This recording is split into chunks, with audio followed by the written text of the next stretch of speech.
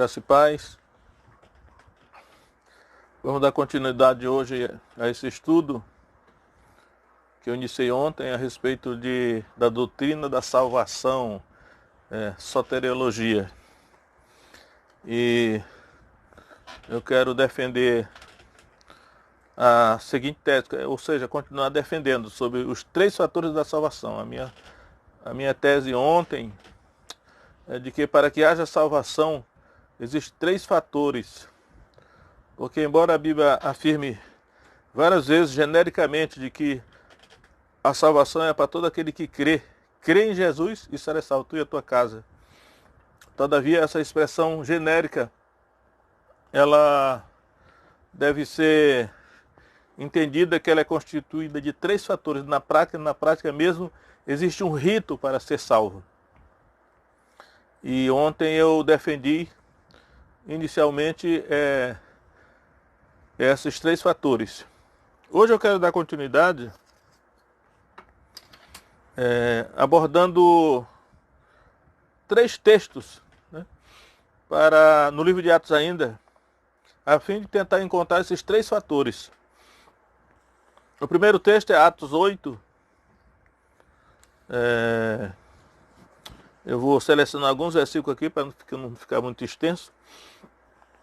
Mas o contexto é o fato de que Filipe desceu a Samaria e pregava a Cristo. E naturalmente Filipe era um homem cheio do Espírito, creio que ele era um homem cheio do Espírito, porque era um dos 7 diáconos escolhidos pelos apóstolos, aliás pelo povo. Os apóstolos apenas impuseram as mãos, depois confirmaram. E ele pregou o evangelho de Samaria, e aí a pregação aos samaritanos, porque desde o início do livro de Atos, Atos capítulo 2, o evangelho é pregado em Jerusalém para os judeus. Agora, a partir do capítulo 8 de Atos, o evangelho então sai da Judéia e é pregado agora para os samaritanos. Os samaritanos é uma espécie de meio termo entre os judeus e os gentios. É como que uma espécie de mestiços, ou até uma espécie de sincretismo, uma mistura. Mas o certo é que Filipe pregou aos samaritanos, ele fez sinais e maravilhas. Diz lá que os demônios foram expulsos, os enfermos foram curados, paralíticos e coxos foram curados. E aí eu quero abordar a partir do verso 12, onde ele fala o seguinte: mas como cresce em Filipe, que lhes pregava acerca do reino de Deus e do nome de Jesus Cristo, se batizavam tanto homens como mulheres. Então, recordando os 3 fatores da salvação que eu defendi anteriormente, que é o arrependimento, o batismo em nome de Jesus e o recebimento do Espírito Santo. Esses são os 3 fatores. Então nós vamos ver aqui o batismo, que é o segundo fator, à luz de Atos 2,38. E aqui é dito que batizavam-se tanto homens como mulheres.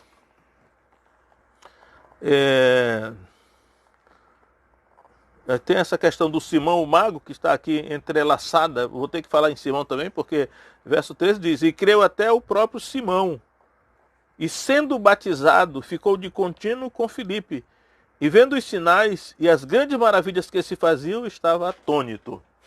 Sabemos que a conversão de Simão foi falsa, mas está claro aqui que tanto os samaritanos se batizavam, e aí especifica que eram homens e mulheres. É a primeira vez que essa linguagem é usada. Homens e mulheres se batizavam. E aqui também informa que o próprio Simão também foi batizado. Mas creio eu que o primeiro fator que fica subentendido em relação, creio eu, aos samaritanos, no caso de Filipe, eu creio que não houve arrependimento em Filipe. Porque a palavra arrependimento vai aparecer no verso 22, onde Pedro diz o seguinte para Filipe, Atos 8, 22. Arrepende-te, pois, dessa tua iniquidade, e ora a Deus para que, porventura, te seja perdoado o pensamento do teu coração. arrepende-te, pois. Então a palavrinha arrependimento, que é o primeiro fator da salvação, está aí sendo usada por Pedro em relação a Filipe. O que me faz concluir que os demais samaritanos que foram batizados, homens e mulheres, eles haviam se arrependido. E eu entendo esse arrependimento como eles haviam sido tocados pelo Espírito Santo e haviam respondido positivamente a ação do Espírito Santo externamente, iluminando a mente e o coração deles. Então nós já temos aqui o arrependimento, primeiro fator da salvação, e o batismo, também aqui mencionado. Mas o interessante desse texto é que o terceiro fator da salvação, que é o recebimento do Espírito Santo, ele é anotado de uma maneira muito diferente dos demais textos. Então vamos voltar aqui em Atos 8, 14, vai dizer o seguinte: os apóstolos, pois, que estavam em Jerusalém, ouvindo que Samaria recebera a palavra de Deus, enviaram para lá Pedro e João, os quais, tendo descido, oraram por eles para que recebessem o Espírito Santo. Então, nos chama a atenção o fato de que esses dois apóstolos que foram enviados de Jerusalém para Samaria, eles oraram pelos samaritanos. Os samaritanos já tinham sido batizados, mas eles oraram por eles para que eles recebessem o Espírito Santo. Então, eles entendiam então que o recebimento do Espírito Santo era necessário e que por meio da oração eles conseguiriam fazer essa terceira fase da salvação. Eu sei que existe uma polêmica, uma controvérsia entre a questão da segunda bênção, e eu digo sempre que a salvação é uma bênção só, constituída de três partes, que é o arrependimento, o batismo no nome de Jesus e o recebimento do Espírito Santo. São três partes da mesma bênção. Aí ele diz aqui: oraram por eles para que recebessem o Espírito Santo, porque sobre nenhum deles tinha descido ainda, mas somente eram batizados em nome do Senhor Jesus. Aqui eu chamo a atenção para o fato de que ele menciona: eles foram batizados em nome do Senhor Jesus. E ainda diz assim, eles somente eram batizados em nome do Senhor Jesus, que dá a entender que faltava algo, que na verdade era o recebimento do Espírito Santo. Aí vem lá, 17. Então lhes impuseram as mãos e receberam o Espírito Santo.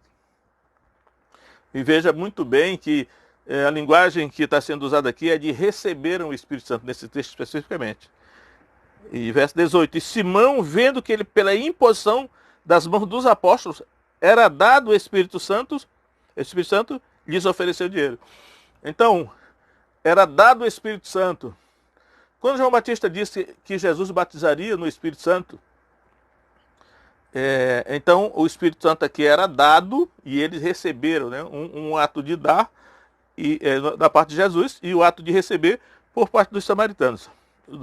Então, eu quero deixar aí claro que os três fatores da salvação estão presentes aqui na conversão dos samaritanos, a fim de dissipar essa dúvida e toda essa discussão, porque na verdade, eu repito, a Bíblia usa uma variedade de linguagens, sinônimos, e nesses sinônimos, nessa linguagem diferente em cada texto, as pessoas às vezes fazem confusão. Mas, repetindo, primeiro fator da salvação é o arrependimento. Segundo, ser batizado em nome do Senhor Jesus Cristo. E o terceiro é receber o Espírito Santo. A pergunta que eu faço é: se faltar algum dos fatores, a pessoa pode ser salva? Eu até diria que sim, porque no meu entendimento hoje é que existe uma norma, existe uma norma, uma regra, e Deus pode fazer exceções. Às vezes essa ordem parece invertida, eu vou mostrar mais na frente como isso acontece, mas normalmente os três fatores estão presentes aí.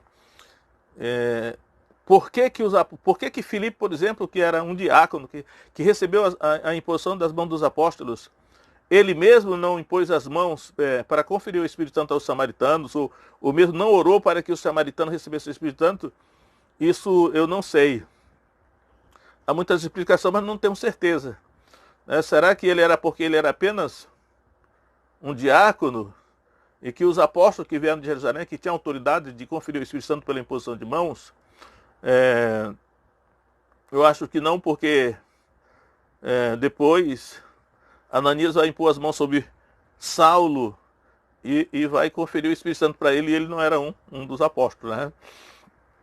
Mas eu quero deixar claro essa questão dos 3 fatores da salvação aqui nesse texto. Prosseguindo um pouco mais adiante, vamos ver agora no capítulo 10 de Atos, e agora não são mais os samaritanos que estão aí sendo contemplados, mas os gentios, né? Lá em Samaria, eram os samaritanos, agora em Cesareia de Filipe, Cesareia, o centurião romano Cornélio, ele era um gentio, né? Um centurião romano, e agora é a salvação que vai ser aberta aos gentios, né? Esse fato é muito importante, e é um texto bastante extenso, capítulo 10 de Atos, mas eu vou simplificar, porque no tempo que nós temos aqui, eu não quero gastar tempo demais. Mas nós sabemos o contexto. Um anjo apareceu para Cornélio na sua casa e mandou que ele mandasse chamar Simão, que tem por sobrenome Pedro, né, em Jope. E ele mandou 2 criados e um soldado que estava ao seu comando a Jope para chamar Pedro. E sabemos que Pedro teve aquela visão lá em Jope, quando aquele lençol descia dos céus pelas 4 pontas, cheio de animais de vários tipos. Aí uma voz falou para Pedro: levanta-te, Pedro, mata e come. Pedro disse: de maneira nenhuma, Senhor, porque nunca entrou coisa alguma comum ou imunda na minha boca. E aí a voz disse: não chames comum aquilo que Deus purificou. Isso aconteceu por 3 vezes. E só depois Pedro foi entender que, como os judeus tinham um preconceito contra os gentios, achavam que os gentios eram imundos e que Deus ele só se importava com os gentios, que era a nação que tinha aliança com Deus. Naturalmente, os judeus tinham dificuldade de entender que o evangelho não era só para os judeus, mas era também para os gentios. Então, nós vamos ver isso aqui no caso de Atos 10. Tudo bem, Pedro foi à casa de Cornélio, e aí quando chegou lá, ele começou a pregar, né? Eu vou ler a partir do verso 44, Atos 10, 44. E dizendo Pedro ainda estas palavras, caiu o Espírito Santo sobre todos que ouviam a palavra. Olha só, eu até chamo a atenção para o fato que a expressão de caiu, né?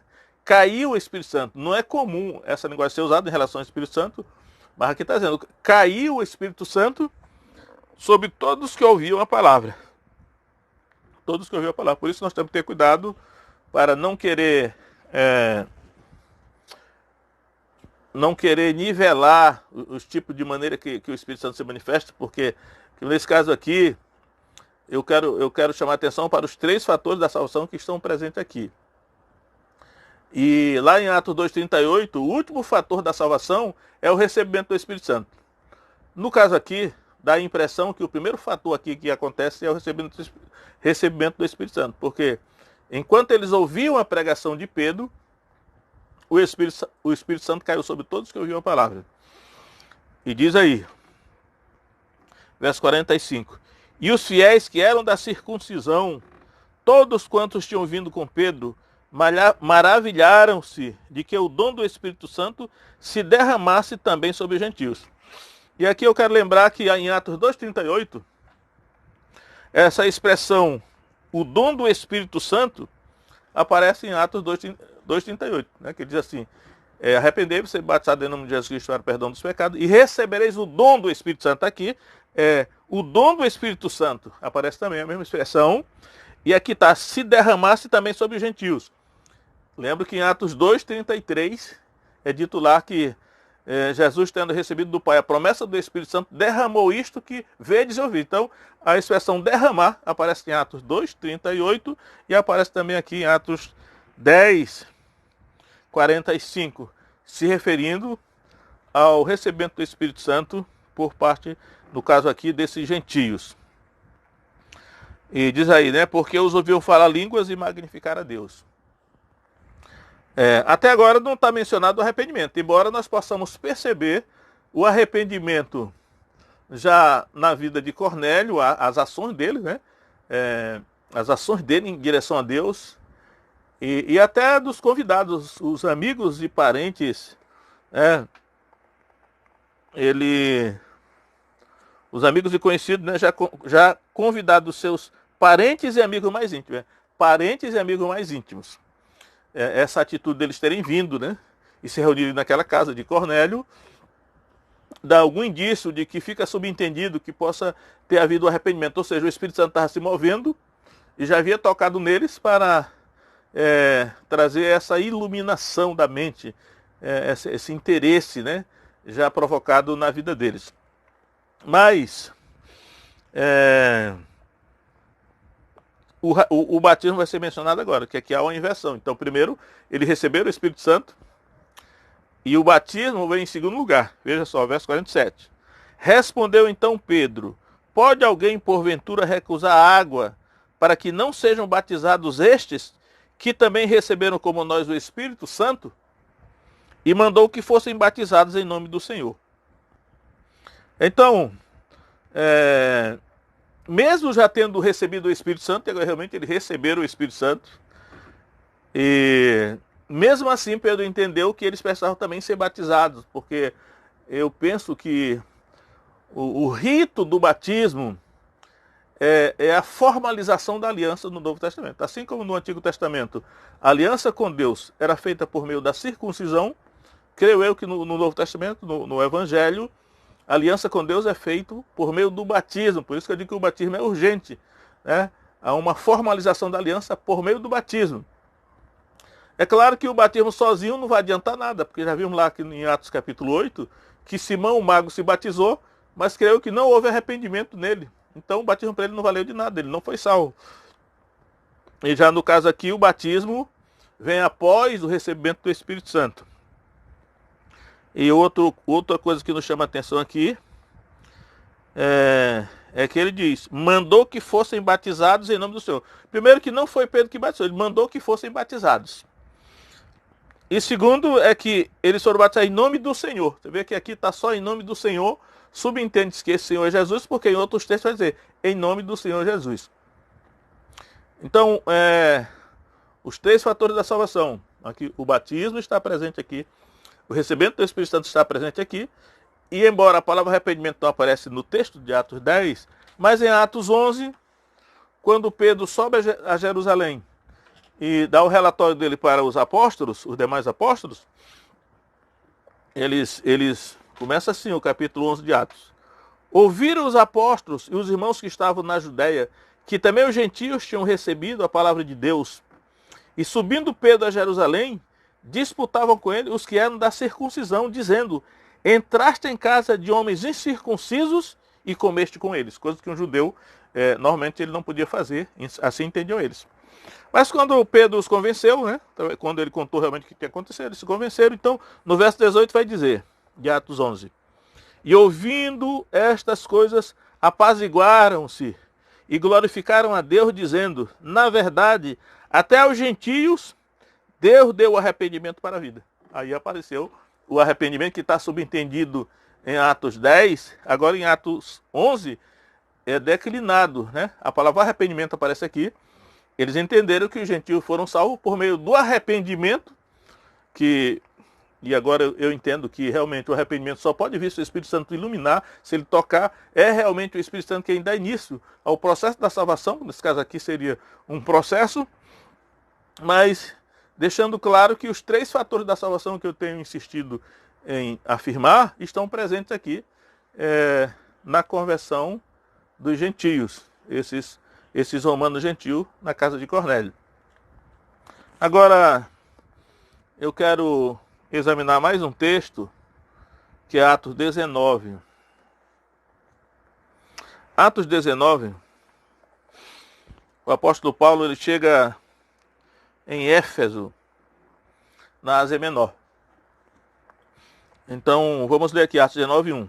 E sucedeu que, enquanto Apolo estava em Corinto, Paulo, tendo passado por todas as regiões superiores, chegou a Éfeso, e achando ali alguns discípulos, disse-lhes. Agora veja só a pergunta que o apóstolo Paulo faz àqueles discípulos que ele achou ali em Éfeso. Recebestes vós já o Espírito Santo quando crestes? E aqui é que há o grande erro na interpretação da Bíblia, porque quando ele diz assim, recebeste ao Espírito Santo quando crestes, eu tenho percebido que muita gente diz assim, você crê em Jesus? Creio, então você já recebeu o Espírito Santo, que você recebe quando crê. E não é nada disso, é simplesmente uma dificuldade de entender a linguagem da Escritura.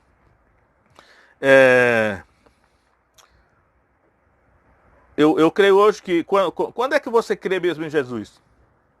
A rigor, e digo isso com reserva, mas a rigor, num sentido assim, escriturístico, creio eu, que nós fomos ensinados a vida toda assim. Quem crê em Jesus, levanta a mão. Aí levantou a mão, então você crê em Jesus. Se você crê em Jesus, a Escritura você recebeu o Espírito Santo. Isso não é verdade. Né?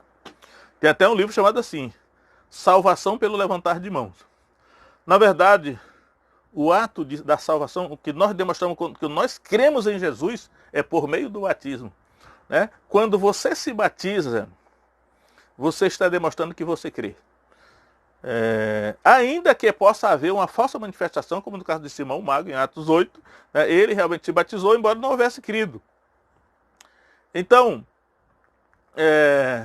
mas a pessoa crê, a prova de que ela crê, não é quando ela levanta a mão, como a gente tem feito ao longo da vida, continua fazendo nos cultos, né? Levanta a mão quem crê, aí a pessoa creu, levantou a mão, então você creu. Aí, já recebeu o Espírito Santo, agora você está salvo, isso é um erro, isso é um equívoco, né?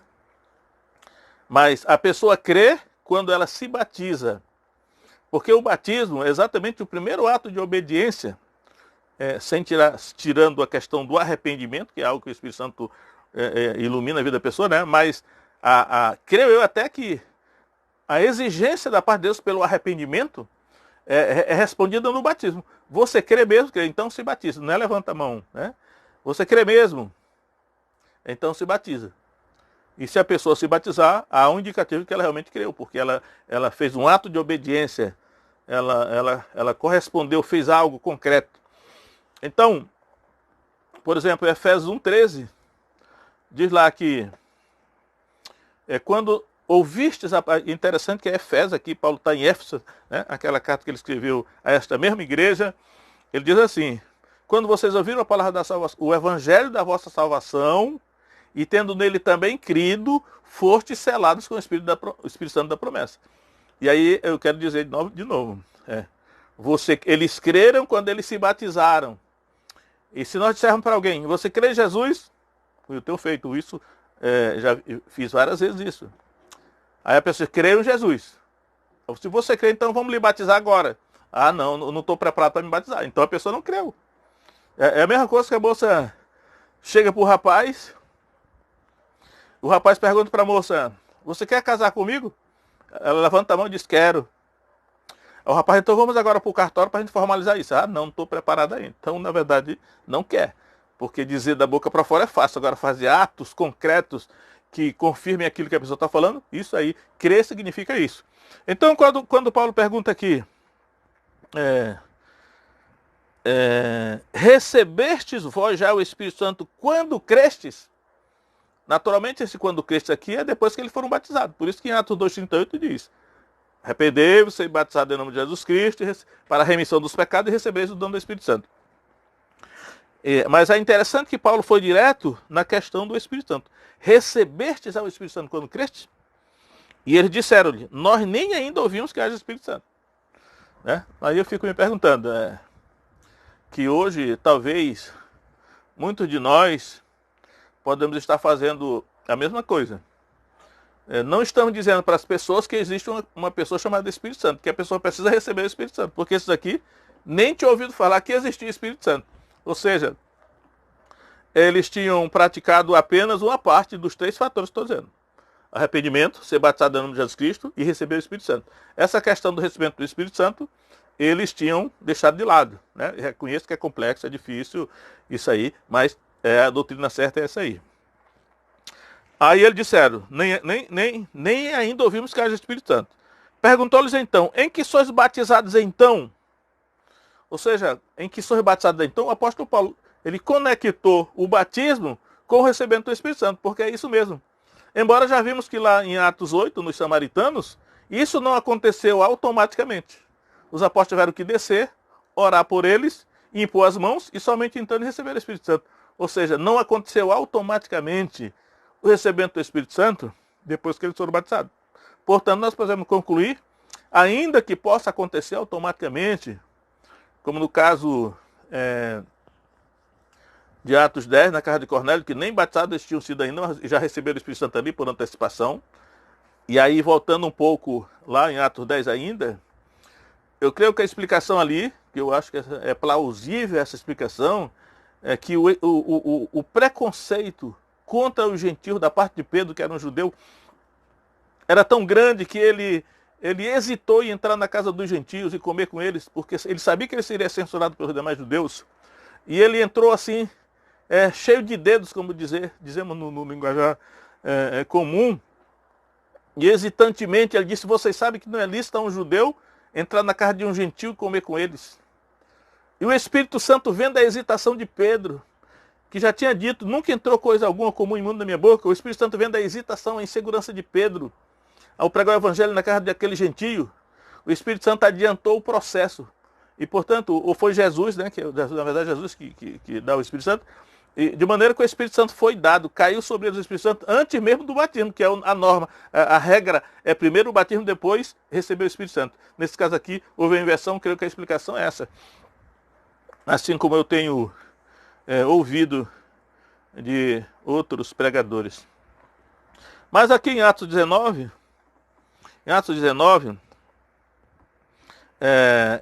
quando Paulo pergunta, em que foste batizados então? Ele diz, no batismo de João.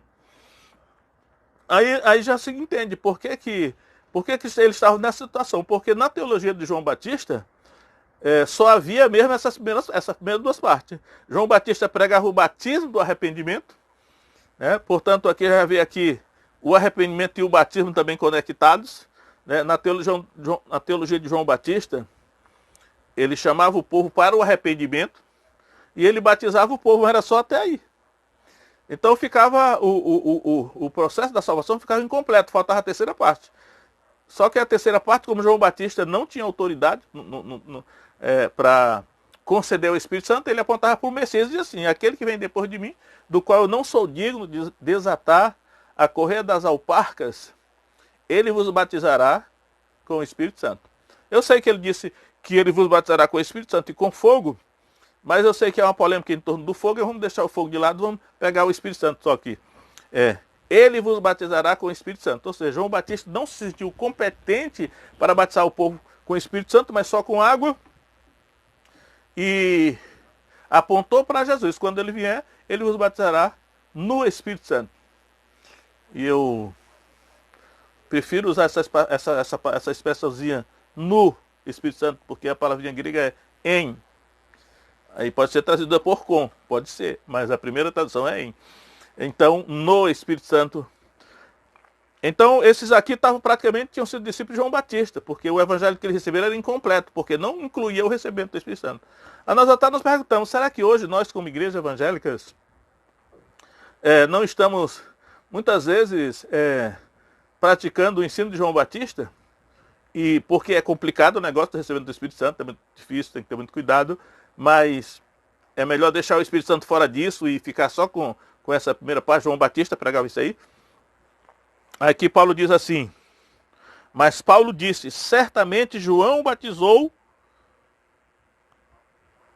com o batismo do arrependimento. Olha aqui, o batismo e o arrependimento aqui se conectando. Dizendo ao povo que cresce no que após ele havia de vir, isto é, em Jesus Cristo. Aí ele diz aqui, e os que ouviram foram batizados em nome do Senhor Jesus. Aqui, então nós vamos aqui.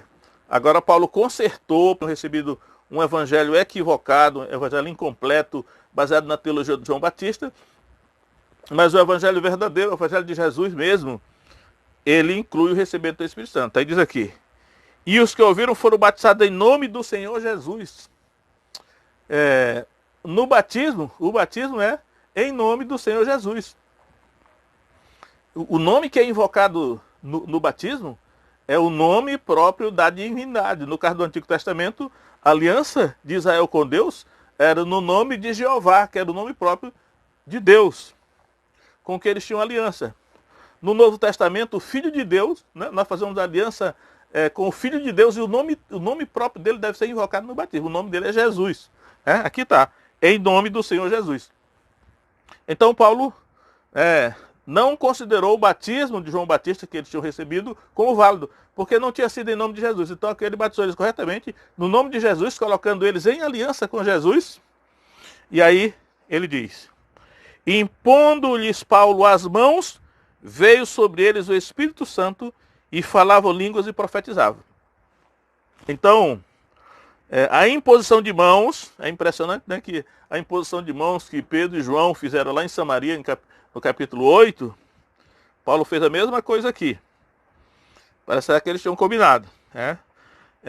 Impondo de Paulo as mãos, veio sobre eles o Espírito Santo. Em Atos 10, a expressão usada caiu sobre eles o Espírito Santo, enquanto Pedro falava. Aqui, o apóstolo Paulo, ele veio sobre eles o Espírito Santo. Então, e falava línguas e profetizava.